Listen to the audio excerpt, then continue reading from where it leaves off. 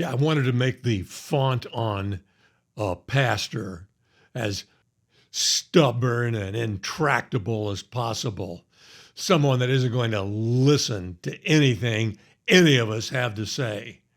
As a matter of fact, I actually wanted to add like sound effects to get that point across. It would be like this: my imaginary conversation with a pastor. I don't like them. I don't like them. They're hurting the church because of their obliviousness. I have to check and see if that's a word later. Was it? Was it a word? Their oblivious nature to what we are living in, the times that we are living in. It is stunning. And they could be such great helps to us. So I want you to hear my imaginary conversation with the pastor here in a moment. First, a couple of comments that I want to point out. Someone left this comment. Stan, you mentioned you're a fan of the ESV, but what about your sister? Is that her Bible too?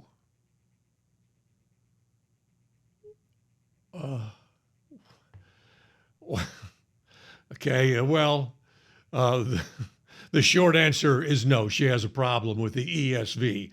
So let me show you what that problem is. We'll go to the Wikipedia page for the ESV translation. And we see there that the Old Testament is based on the Biblia Hebraica Stuttgartensia. And the only thing I know about that is it's the Masoretic text. And for the Old Testament, which is like standard, I guess. I've always wondered, though, if Jesus quoted the Septuagint, why isn't our Old Testament based on the Septuagint? I'm sure there's an answer somewhere. I just don't know what it is. Then for the New Testament, the Novum Testamentum, and that word I believe is Greece, but it means Greece, Greek, also known as the highly regarded Nestle-Aland Greek text. So there's no problem there. Solid. Translation type, formal equivalence, which puts an emphasis on the source material, translating the source material, which is good, which is I like. Reading level, 8th grade, and there's the problem. She has about a 3rd or 4th grade reading level, and this is very, very difficult for her. So no, she doesn't like the ESV. But don't feel sorry for her. We got her a really nice picture Bible, and she really enjoys it. It was adorable. The other day she called me and she goes, Rebecca was really pretty, wasn't she? It took me a second. Oh, Rebecca, yeah, I think she was supposed to be really pretty. Yeah. So, okay, all right. Now an actual comment that came in. I have to ask if there's any way you could do a refresher vid on the sequence of events in the book of Revelation. I and many others need to recalibrate and start anew with these critically important changes. Foxtail Adventures, that's a real good idea. Now, normally I'd be embarrassed by this as if, my teaching ability is so phenomenal that people everywhere are, on the edge of their seat, which I don't believe. But I am fine with that because I know where this information came from. It did not come from me. It's an answer to a prayer. It is absolutely stunning what he has done. These things over the last 2.5 years, I have learned right alongside you, all the while shaking my head going, I didn't know that, but this was the right time, and for whatever reason, the right place and the right mindset to ask him to help me understand the book of Revelation. I knew the teachers out there were wrong, but I couldn't come up with a more correct understanding of that fascinating book. So yes, I think that's a great idea. I mean, it's the end of the year anyway. Let's look back over the 2.5 years and show you the phenomenal message that he sent us. And that message ended this past year on this one sentence: for the powers of the heavens will be shaken. People talk about when a special event happens, they never forget where they were when it happened. That's one for me. I'll never forget looking at that verse and suddenly realizing what we had just learned in the book of Revelation. That's war in heaven. How many times have I read that verse in the past and just went right by it? Stunning. And what the implications of that verse are astounding, absolutely astounding. I think a lot of people in the church, I mean, real Christians, not crinos, not Christians in name only, but actual Christians, they think prophecy, future prophecy and events, kind of like the fables or the fairy tales of our faith. Not that they don't believe them, but that they don't really believe they're going to happen in their lifetime. It's something that's part of our faith, and it's going to happen. And sure, we play along. Maybe it could happen in our lifetime, but not really. It's not the focus of their walk. Didn't use journey, could have used, didn't use. And I think it's rather amazing because if you were to take their favorite sports team, if they have one, at the start of their season, whatever it is, and the schedule is laid out of future games. These are games that haven't been played but will be played. They could look at one 6 months from now and have complete faith that their team is going to play that other team based on this schedule. They see it, they believe it, they know it. They may get tickets for that game way in advance because they know that game is going to take place. That is not the same feeling they have about prophecy. They may hope that it happens. They sure would like to get out of here and all of that. And I'm not putting that down, but it's different. And it's also rather understandable because their entire lives, they've seen schedules be accurate year after year. They know they have an experience with that. They haven't experienced a prophetic event like the ones that are coming. They have no reference point. We believe it, but we've never experienced it. If football schedules were historically dodgy, unreliable, we wouldn't have faith in them. We'd go, well, let's see if that happens. But they haven't been. They've been very accurate. So it's easy to believe that. We don't have a history of this enormous library of prophetic events that have happened in our life, right on cue. And so if that were true, we would have much more confidence in the next one, but we haven't. The next one will be our first one. And that's why he gave us a sign. He knew that would be human nature. But a sign tells you, no, it's you now. You're on the clock. Whatever event that sign is pointing to, you're going to see it. It's going to happen on your watch. At least in your generation, your time, it's coming. That's why he gave the sign. When you open the book of Revelation, he's talking to the churches on the earth right before he comes. He's using the 7 churches of Asia Minor because they reflect what it's going to be like, what his church is going to look like globally. And he tells that church, I'm coming soon. Correct these mistakes. And he goes church by church. If you don't have mistakes to correct, if he's fine with you, he tells you this, hold fast to what you have. Hang on to it now, because I'm coming soon. Don't change. Don't let something come along and steal this from you. The problem is, even if you knew that, and I didn't know that until 2 years ago, something like that, when you know that's the case, still, what good would it do you? If you had known that in the 1500s, hey, he's talking to the church on the earth right before he comes and he's telling them to get ready. Is that us? I don't know. The sign. A sign comes and it tells you, yes, now it's you. That's how we know. That's how the Magi knew. Let's go to Bethlehem. They knew. They got the sign. They went. We need to take that sign that was given to us in 2017 and make that next step and actually believe it. Actually believe it. Not go, hope so, believe it. Take that next step of faith. He gave us a sign. I believe it. Period. That's it. Without the sign, I wouldn't feel that way. With the sign, I am going to take that next step. And you have to constantly remind yourself because the church isn't helping you with it. But know this, every sign that he gives has a shelf life. It's only good for that generation. Other people can look at the sign and see that it's coming or that it came and all of that. But the sign is for the people living so that they can know to get ready and prepare themselves. If we all die out and the event the 2017 sign is pointing to, war in heaven, which will then be the coming of the Lord Jesus Christ for his church, if we all die and that doesn't happen, the next generation isn't going to pick up that sign and go with it. They're not. They are not. It will be forgotten. It's for us. And it comes as a two-edged sword. One, it gives us stunning information. Two, it's our responsibility. He expects us to know that. We have to know that and act upon it. Don't hang back. Go to Bethlehem. Believe it. Take the step. Actually believe it.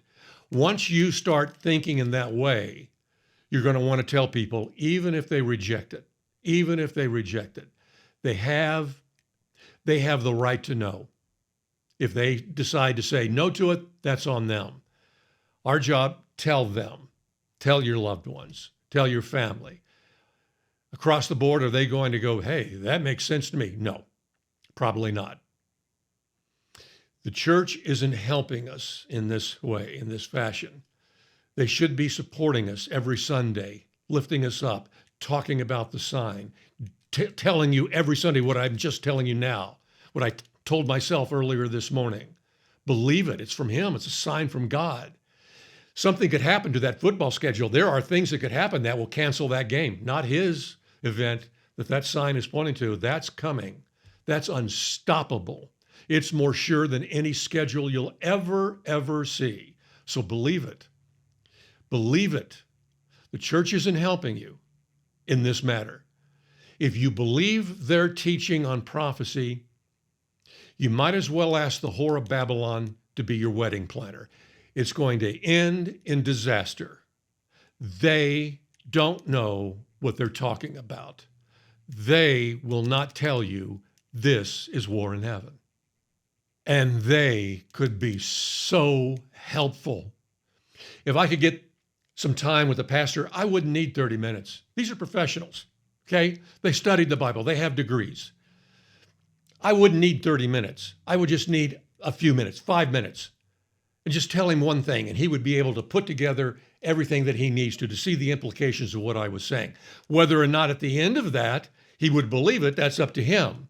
But he could put it together so quickly that it would be such an easy job for me. And if he did believe it, what he could do with that material is far better than I can do with it. I'm just a student. I just threw up a prayer. I wanted some help, and he gave it to me. I'm just average. I'm troops on the ground, the hoi polloi. That's me. These guys that are studied, they could flesh this thing out for us so well. If they'd only join us in understanding the times that we live in. So since I don't have a pastor to bring in here, I'd do it in a second. If I knew somebody, I'd call him in and say, hey, would you spend a few minutes with me on my video? I'm not going to debate you. I just want to throw something out at you. I don't have that guy. So I had to make him up. And it's an imaginary pastor, and he's going to call me on the Zoom. Oh, that sounds like him now. So let me show you what I mean, how easy it would be for a pastor to receive this teaching. Hello? Hi, Stan. It's Pastor Bob. And there's a picture of Pastor Bob. He's officiating at a wedding. And hey, I'm sorry, Pastor Bob. What is your last name again? Sardisian. You can put that on the check. Pastor Bob Sardisian. That's right. I told Pastor Bob that I would give him an imaginary check for $1,000 if he would give me just 5 minutes of his time. What are you going to do with that money, Pastor Bob? Well, about $100 will be going to upcoming Lobster Fest on a date with my wife at Red Lobster. There she is, Carol. Carol leads our choir and women's ministries. And the rest of the imaginary money will be going to the building fund for our Imaginary Youth Center. How are the imaginary youth at your church? Surprisingly unimaginative. Oh, imagine that. Well, listen, here's what we want to do. For the next 5 minutes, I want you to consider that stars falling from heaven are actually Satan and his angels in the New Testament. So tell us theologically and eschatologically what the implications of that belief would be. 5 minutes starts now. Go ahead, Pastor.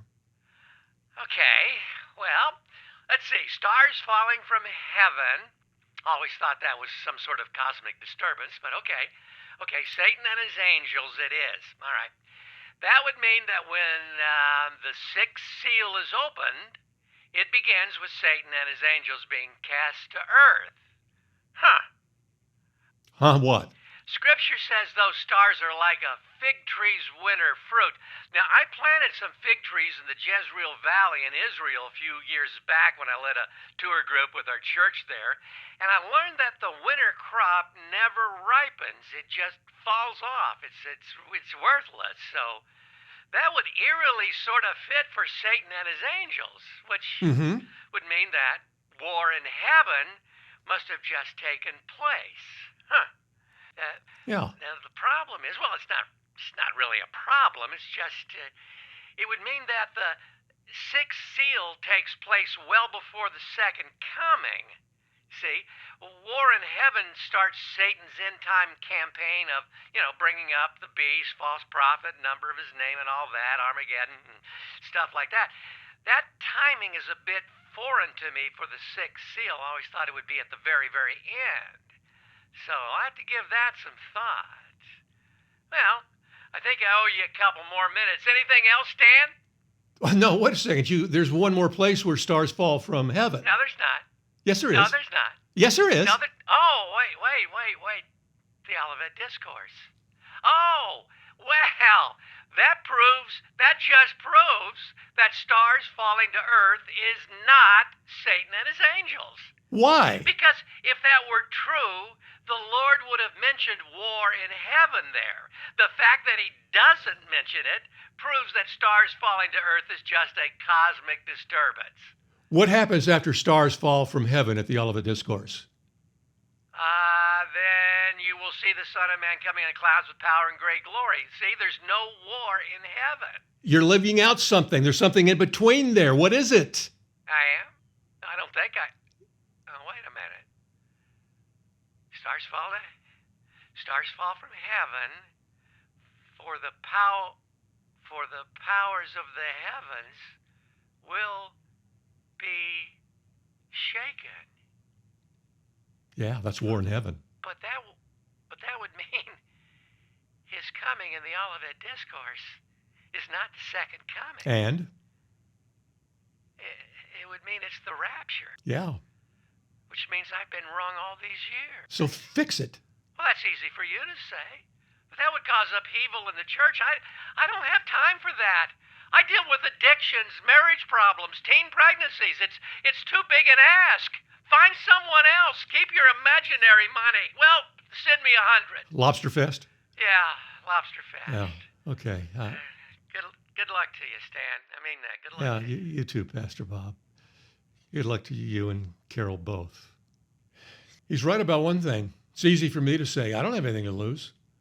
If you're a pastor, you've got to answer to the elder board. The congregation would be coming at you going, wait a second, I thought you were a champion of the pre-trib rapture. Now you're saying the pre-trib rapture was not eschatologically sound. And you told us not to listen to the Olivet Discourse. That wasn't for us. And now you say it is. And now you say it's at the sixth seal. Book publishers, radio stations that they're on getting complaints. And it would take great courage for one of those guys to see the truth and step forward. Not the same kind of courage it took Martin Luther to go against the Catholic Church, but a lot of courage. But right now, I don't see that happening, which means it's up to us individually, meeting in little places like this. But we have to muster the faith that this sign requires. It is time to spiritually get those camels in a row, get out the gold, frankincense, and myrrh, and head to Bethlehem. Believe it. We have seen the sign. It is a sign from Almighty God. It is not going to let us down. We can trust in it. This must happen. war in heaven must happen before he shows up. The sign is telling us it's about to happen. It's up to us to believe it.